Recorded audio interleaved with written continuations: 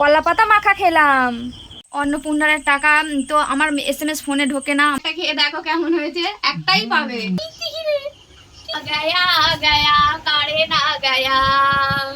Current চলে এসেছে বলে খুব খুশি। হ্যাঁ, অনেকক্ষণ ছিল না, খুব গরম হচ্ছিল, কারেন্ট চলে এলে খুব খুশি হয়, মনটা আনন্দ হয়। আসলে বৃষ্টি হচ্ছিল তাও কিন্তু প্রচুর গরম, আর অনেকক্ষণ ধরে কারেন্ট ছিল না, ওই জন্য আনন্দ হচ্ছে।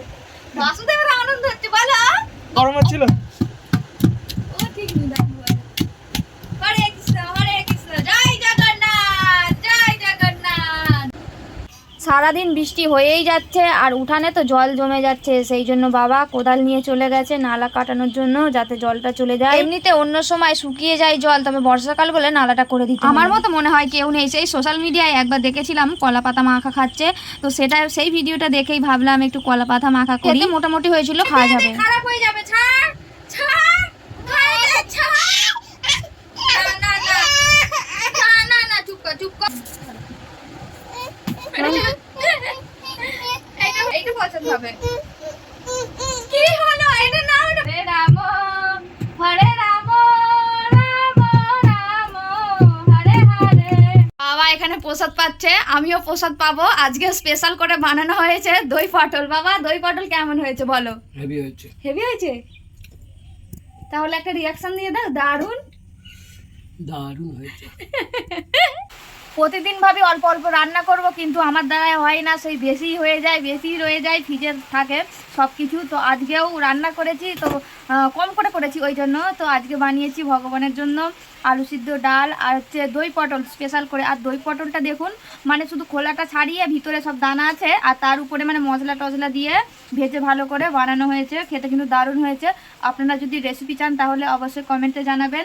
আর কালকের পরে আছে এখনও ঢ্যাঁড়স, শাক, সন্ধ্যের মোমো এখনো পড়ে আছে। মেঘলার ওয়েদার, জামা কাপড় শুকনো হচ্ছে না, সেই জন্য ওয়াশিং মেশিনেই শুকনো করে নেব। এতে শুকনো করে পাকার হাওয়াতে মিলে দিলেই ব্যাস শুকনো হয়ে যাবে, আর কোনো চিন্তা নেই। এটা কিন্তু খুব ভালো। বাসুদেব শুধু ভিজিয়ে দিচ্ছে, বিশেষ করে এই বর্ষাকালে প্রচুর অসুবিধা, সেই জন্য প্লাস্টিক বিছিয়ে দিচ্ছে বাবা।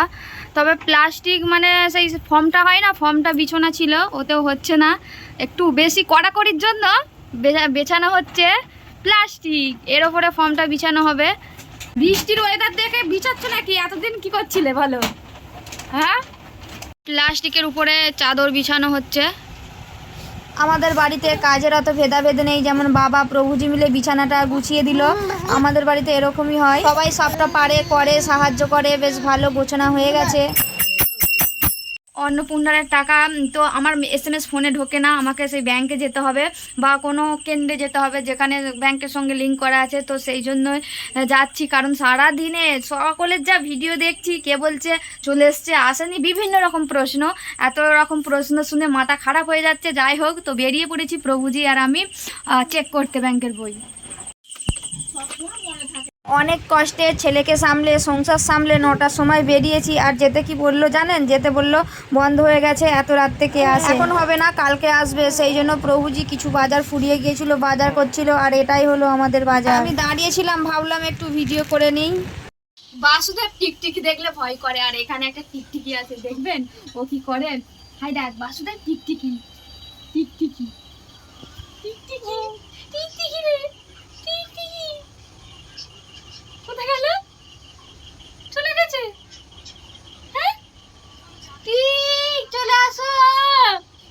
ওই ওই ওই ওই ওই ওই ওই ভয় করছে, ভয় করে। টিকটিকির নাম শুনলেই ভয় করে, খেয়ে নেয় কিছু খাওয়ালে প্রচুর ভয় করে। টিকটিকি দেখলে, পাখি ডাকলেও ভয় করে, পাখি দেখলেও ভয় করে।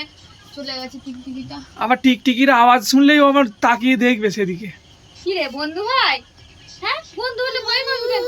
কি চলে গেছে? টাটা করে দাও, টিকটিকি টাটা করে দাও। টিকটিকি দেখার ভয় কি আছে বাবা? বলে দাও টিকটিকি টাটা করে দাও, টাটা। আর টিকটিকি থেকে ভয়টা দূর কাটাতে হবে। কি চলে গেছে? চলে গেছে আর নেই। দেখলি ওষুধ খাবো, আর ওষুধ খাওয়ার সময় গরম জল চাই, দিনে 3 বার গরম জল করতে হয়।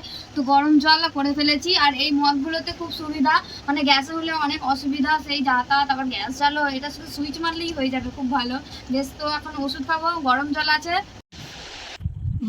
তুমি খাবে না খাবার নিয়ে চলে আসবো আমার? তুমি তোমার খেয়ে নাও, তুমি খাবার নিয়ে চলে আসো, আমি খাবো না গো। ঠিক আছে, খেতে যাচ্ছ? এই ঘরেই খাবার নিয়ে চলে আসবো, ওই ঘরে একা খেতে ভালো লাগবে না, একা খাবে না? ভয় লাগে।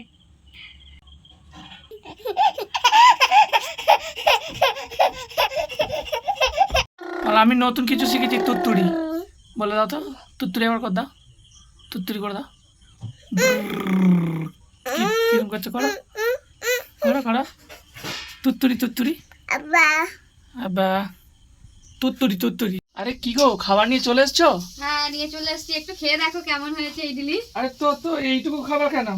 এইটুকুই এনেছি কারণ বেশি খেলে হজম করতে পারবো না, ওই জন্য আর অসুবিধা আমি হবে। যে খাবো বললে, আমাকে বললে যে তুমি খাবে। তো খাবে তো একটা থেকে নিলেই হবে একটুখানি, তুমি কি অনেক খাবে নাকি? মাত্র তুমি তো বললে রাত্রির বেলা বেশি খাবো নি, খাওয়া ছেড়েই দেবো। তো একটা খেয়ে দেখো কেমন হয়েছে, একটাই পাবে। ভালো হয়েছে?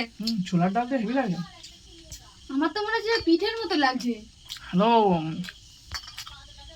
দারুণ লাগছে ইডলি। আমরা আগে কখনো খাইনি, কারণ আমরা তো বাইরে খাবার খাই না, সেই জন্য যা খেতে হবে অনেক কেউ যদি ভক্তরা রান্না করে বিক্রি করে সেটা হলে খাওয়া যাবে, আর না হলে কোনো দোকান তো এরকম ভেজ দোকান তো সেরকম পাওয়া যায় না, আর না হলে বানিয়ে খেতে হবে। যা যা পড়ে বসে পড়ছি। খুব সুন্দর হয়েছে খেতে, তুমি খেয়ে নাও তাহলে।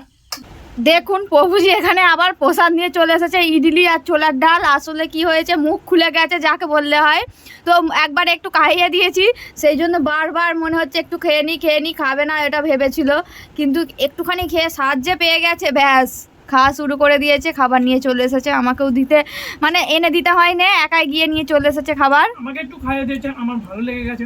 আমি ভেবেছিলাম রাতে খাবো না, কিন্তু এই যে ভালো লেগে গেছে, এখন সারা রাতটা মন চুপ করবে যে খেতে পারলাম না আমি ইডলিটা, রাতে ঘুম হবে লাস্ট করে খেয়েই নি।